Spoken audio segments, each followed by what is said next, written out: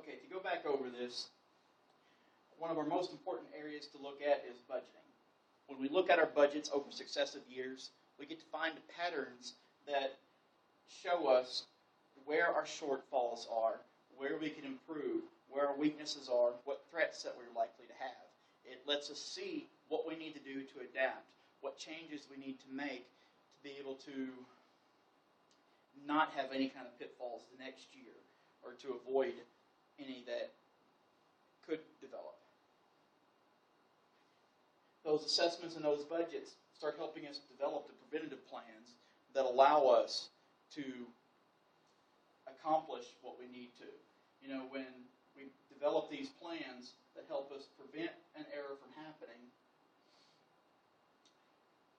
then we don't even have to get into the crisis mode. And so that's where we look at these assessments. These assessments show what happens along the way that causes the problem. And when we develop the plan, it actually helps us prevent that from happening or be able to minimize that risk. Then we look at our coordination teams. And what I mean by that is, in continuity, we actually have teams of individuals that are assigned to do specific tasks in the event that something happens. And so we have lined up into our organizational policies, we have lined up delegation of authority, who's responsible for doing what and when. And then who's responsible for being in charge of what task and when. And so if the boss man or woman is not able to come in due to some kind of event, say there's a power outage or something like that, and someone can't come in, or they're snowed in and can't get there, but you still have things to do and you're still operating, you have somebody that is designated that can step into that to keep operations running. And it's a tiered process so that you step into it in phases. You have the emergency response phase where when something happens, you notify everyone. Different people are responsible. Some people respond to it immediately to minimize it. Others make sure that that everyone else doesn't get involved in the situation, and so that it minimizes that risk as much as possible. And then your next step is the crisis operation itself, how you maintain your operations during the crisis while you're preparing to go back to normal operations, and then how you step back into that normal operation. Because it can't just immediately happen. You don't just automatically shut down from using an alternative site. You actually need to go through a process to get moved into that incrementally. And most importantly, we have to update information constantly. A lot of times in a continuity plan, we're going to have phone lists, or what we call phone trees, of everyone who's involved in the process and what their response is expected to be, what their job is. And we need to update that. We need to update where they are, where they're supposed to be located, where they go in the event of what happens.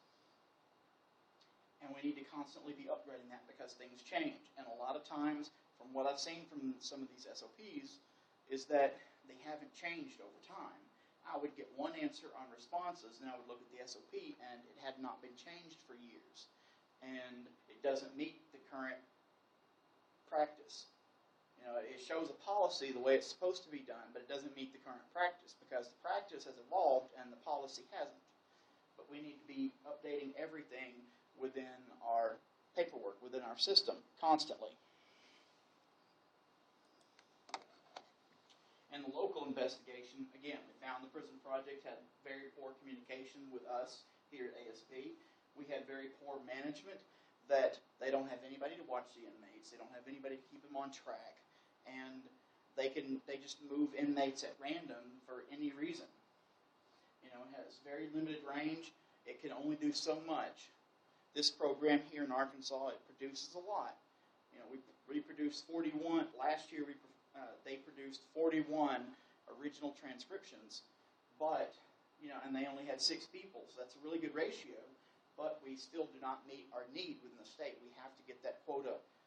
We have to use the quota money from APH and get books from them. We have to use the grant money to buy from other programs from other states. We have to get through Bookshare what they can produce. So we're always reliant on someone else. We're not self-sufficient. But here at ASB, the things that we do have space. We have plenty of empty rooms. We have a lot of space to do things with. We can improve and build a system here to begin with, at least a primary system.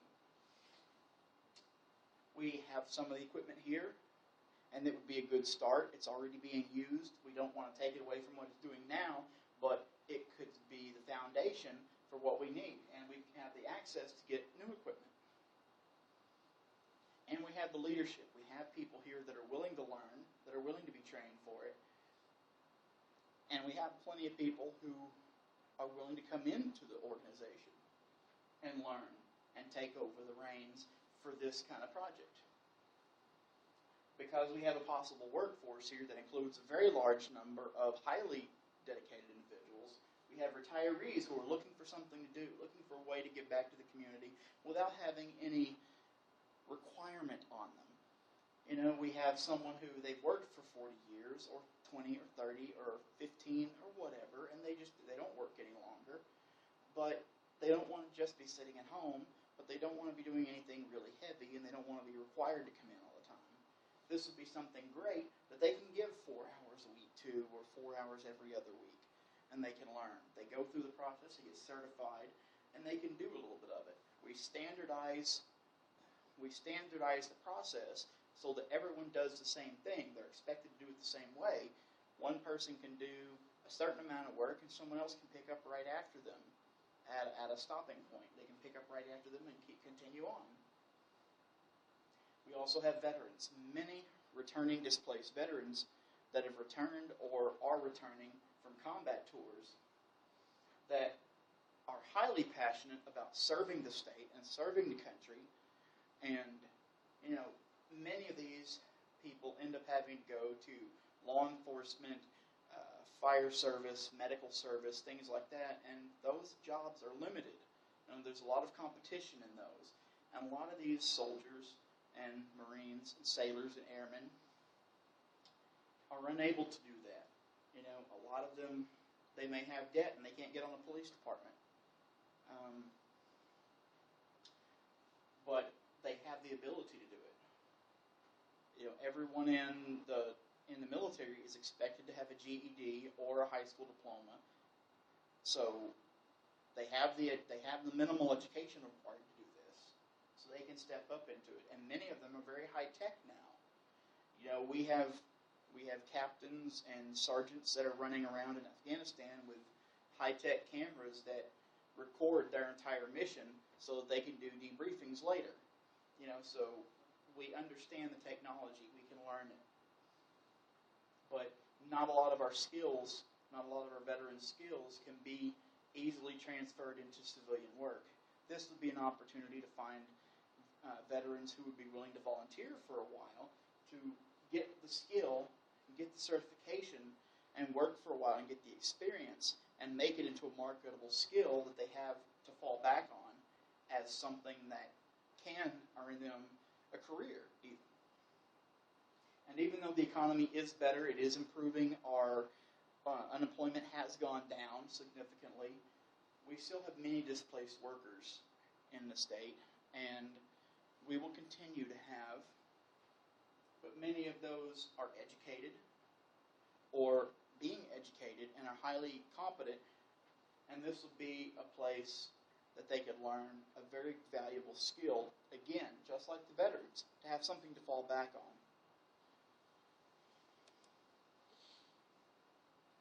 As we looked at our breakdown, it's very low to moderately urgent to do this.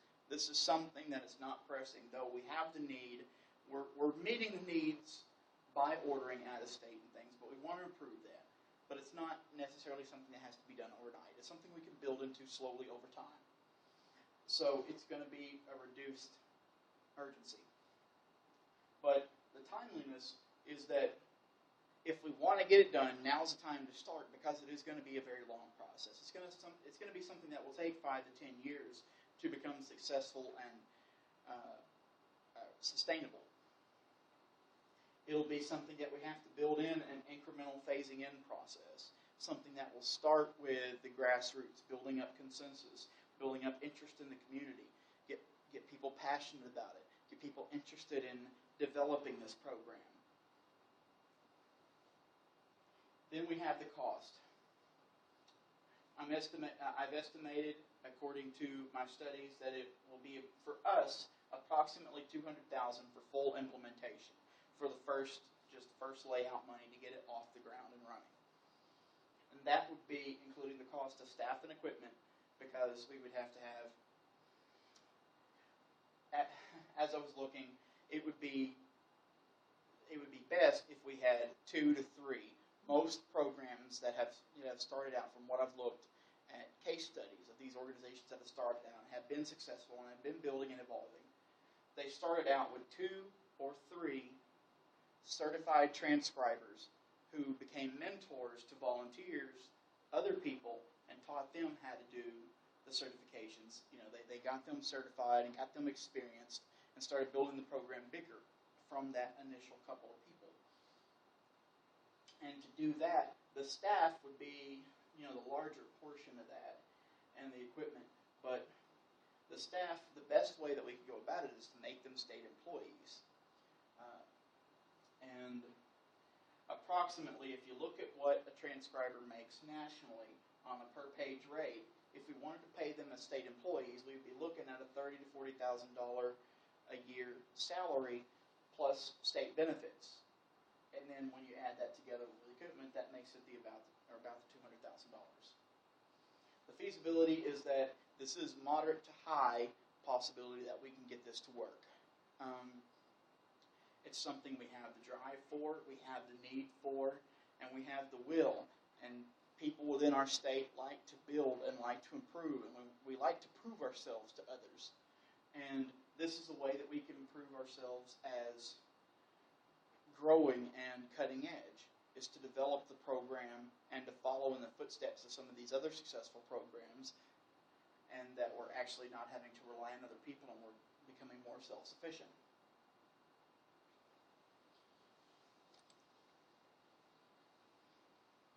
Our recommended action plan is, again, that we start with volunteers and get everybody interested, but we also have 2 to 3 certified transcribers that become mentors and develop the program by instructing others behind them, and they become leaders themselves, and they will have their own they'll have their own learning curve, because most of the transcribers have never taught.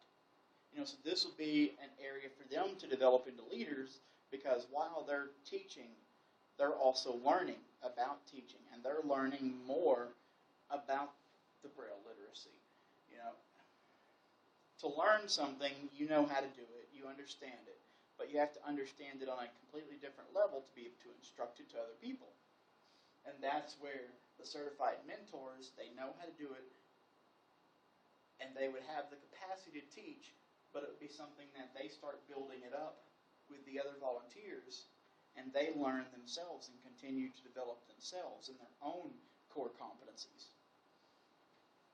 Then we look at how we communicate with our community. We start with social media. Everybody uses it. Twitter, Facebook, MySpace has been bought, and it's becoming popular again, starting to. Foursquare, Pinterest, all that, LinkedIn, we start building up all this interest and get volunteers and start building partnerships with other organizations and everything. We communicate with the families of students. So as we do now, we continue to do newsletters and things like that, but we also start letting them know what we're trying to do. And we start asking them how we can better serve them, what can help them, what ways we can find out about who needs a book sooner. If we start communicating with some of these families of blind students, and we let them know that we have a system set in place to communicate and let them, let us know when a book is going to be needed, they are more aware that They need to let us know if they're moving to another location or going to another school, so we can start getting ahead on getting books in progress. So when someone moves into a new school or whatever, we have a book ready for them as soon as they get there. We start communicating more with the school districts. Not just when they ask us for books, but we also go to them, every school district, whether they have blind students or not. We go to them and let them know, this is our system. We want to keep in touch with you. We want you to know what we're doing and how we're doing this. But we also want to know what you need. We also want to know how we can best serve you and how we can get books to you as quick as possible. This is how long it takes us to make one, on average. How can we get it so that we know about the book sooner? We know when there's need sooner, so we can get started on it and have those books ready when a child gets there, when the school year starts. So no kid is left waiting a half a semester, a month, 2 months, whatever, for a new book to come in so they can have that equivalent material. Then we start looking at getting contact with local media. Here in Arkansas, we love human interest pieces. We have very many of the Community Matters. Every channel has one. 7 has 7 on your side. Channel 4 has the Community Matters. I don't know what CBS has. But anyway, they'd be very willing to look at well-produced press releases that tell what we're doing and what we need and what we're asking of the people of Arkansas to be able to serve them better. And also we began lobbying. We began petitioning our leadership in the legislature, in our local zones, in our state government, and in our national government. We write letters. We do a petition campaign. We do a couple events where we invite several leaders to come, and we have some speeches about different things within the Braille community that we need. Then we look into building a foundation. That will be the next main step. The foundation will be an important part because though the School for the Blind has its own board, this organization, from what I can see, the most successful organizations are set up as a nonprofit, and they may work in partnership with schools, they may work in partnership with prisons, but they also work independent outside of them, and they have their own organizational policies and rules they have to follow, and that's where we form a board from some of the higher echelon volunteers that have had experience on boardships. They've had people who were chairmen and people who were have held board positions and understand how that they operate and are willing to build in, and we make them required to be responsible for fundraising. We make them required to be responsible for developing the program and communicating with their other higher level pillars of the community. We make them responsible for the operational trust. That's what we feed our funds into, where we use good stewardship. We build an investment portfolio. We're able to make sales, but those sales immediately fall. They don't fall to any person. They fall back into the operation of the organization, keeping it a nonprofit, just all focused on building the organization and being able to meet further and further needs. Again, as I mentioned earlier, we're looking at, over the next 10 years, we're looking at needing 2,100 new transcribers. And it may or may not be able to be done. But if we start looking at organizations and partnering with some of the ones that already exist, we can do that. Then we look at, now this would actually go back to the first step. We really need to find a volunteer project manager. And it's something that we can interview for. It's something that does not have to be a paid position. It's something that could be an entirely volunteer effort. But the project manager, his or her sole responsibility would be a coordinator for the entire project, for building it up. They coordinate between all the different aspects, between developing the people, developing how we communicate with the community, how the board operates and communicates with one another, and the other aspects. And they just make sure that the busy persons who are responsible for signing the paperwork and being held responsible for it, we make sure that they are able to get the knowledge between themselves more efficiently. When the board members are very busy persons and they may not be able to meet with Mr. Hill here at the School for the Blind, but they would be able to coordinate with the project manager who has a little bit more time and can communicate what they say back. And they're sort of a middleman between the organization. They keep it moving forward. They're the person that would have to be incredibly passionate about it and ready to do what it takes to make sure that they push it forward, that they organize and coordinate the entire process. And then we continue our assessments. So far we've done a needs assessment. We've done a foundational assessment of how to build this and a content analysis, and then an assessment of how we build in the continuity of operations planning. But we need to continue our assessments by looking to financial managers and to legal counsel to find out what our financial requirements will be and what our legal requirements will be to incorporate this organization, this project, the way that it needs to dot the correct I's and cross the correct T's.